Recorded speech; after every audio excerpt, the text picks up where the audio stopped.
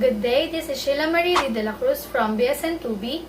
For today's return demonstration, I will be performing the intermittent catheterization on a female client. Before I start, here are some reminders. First is to check the doctor's order. Then, perform hand hygiene or hand washing.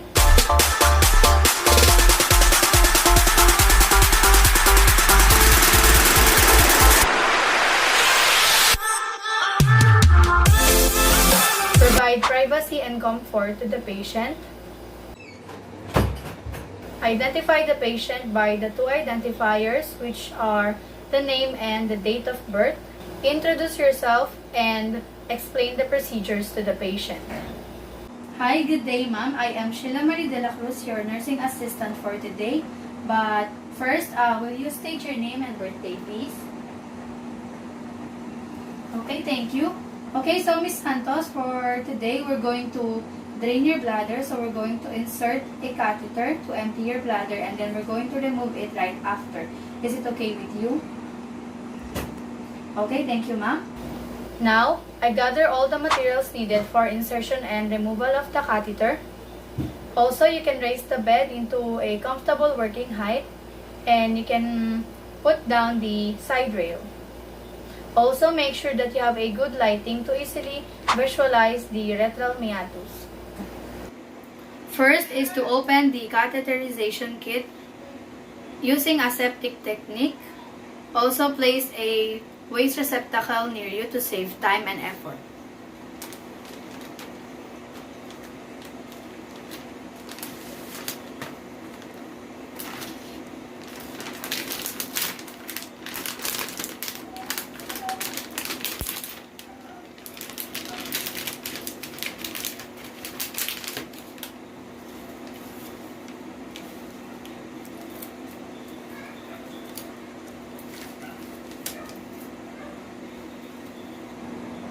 Next is to assess or instruct the patient to lie on her back or in a dorsal recumbent position.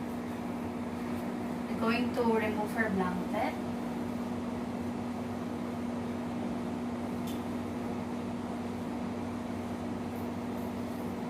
Then, we're going to place the waterproof pad under the patient. So, let's assume this is the waterproof pad.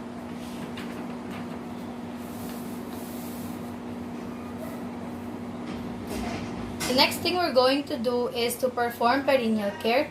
In performing perennial care, we can use a soapy washcloth, then do it in one stroke, downward motion. But in this demo, we're going to use the cotton balls with antiseptic solution.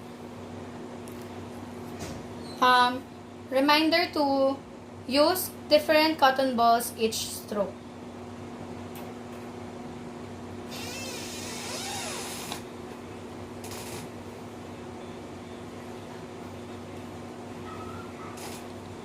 Then the middle.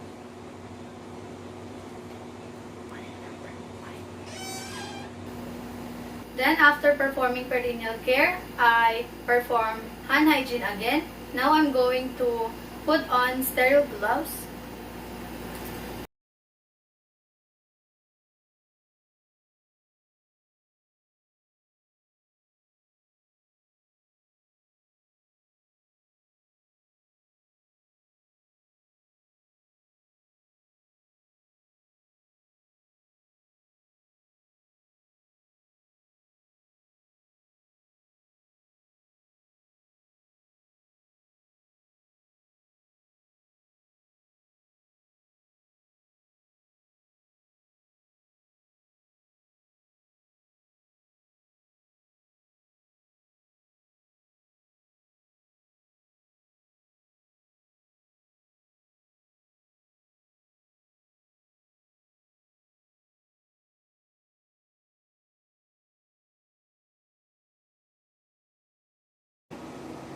Then after wearing gloves, discard the wrapper by pinching it in the middle since this is the sterile part.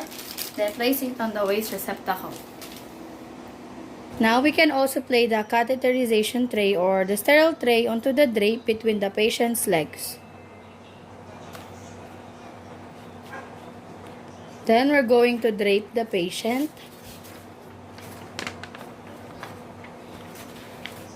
To expose only the area that we needed.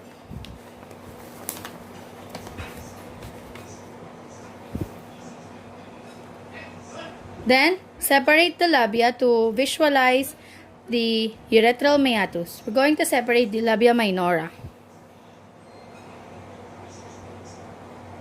So, I'm separating it using my non-dominant hand.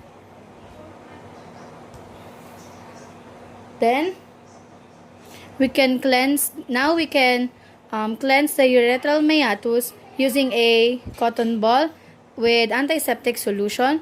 We need to use new cotton ball each stroke. Then discard.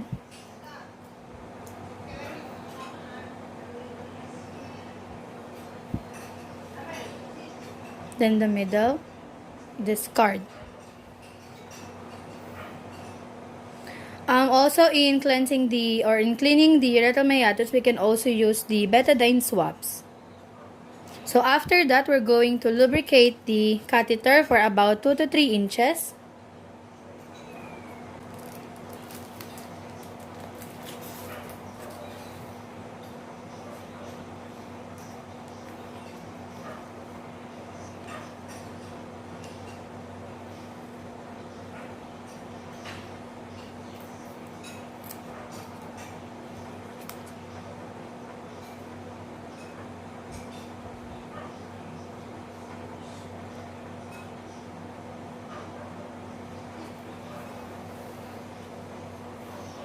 So since this is an intermittent catheterization, we don't need to inflate the balloon.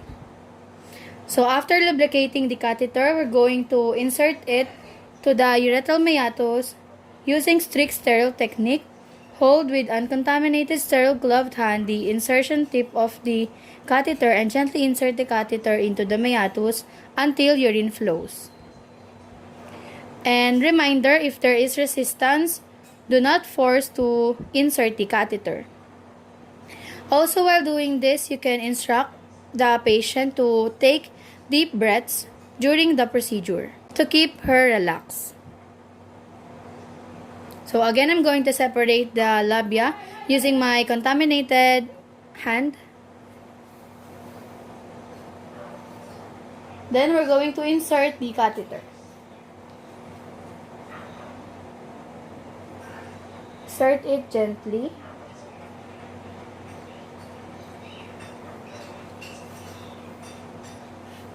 So my catheter is connected to the urine bag.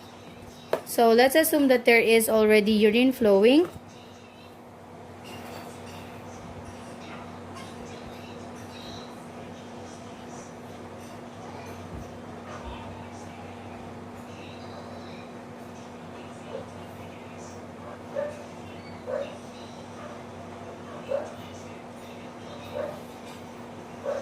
So allow some urine to flow before collecting specimen.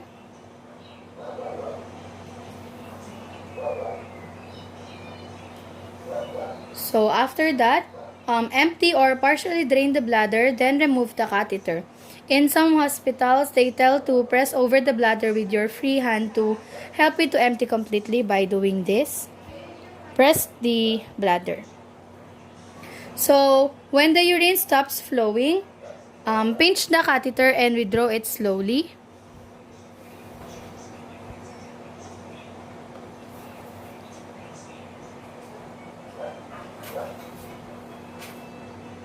Then after that,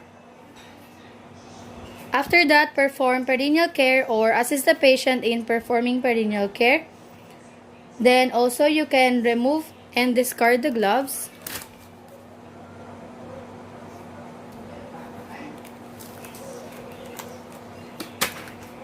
Discard. Then remove the drape as well as the waterproof pad.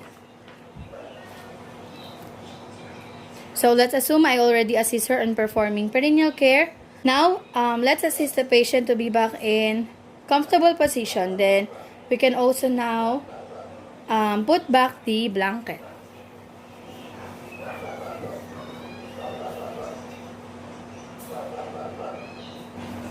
Now, after the procedure, for the documentation, the first thing is we're going to do an assessment before and after the procedure. We can also ask our patient about what she feels after the procedure. Also, we need to document or indicate the type and size of the catheter we used on our patient.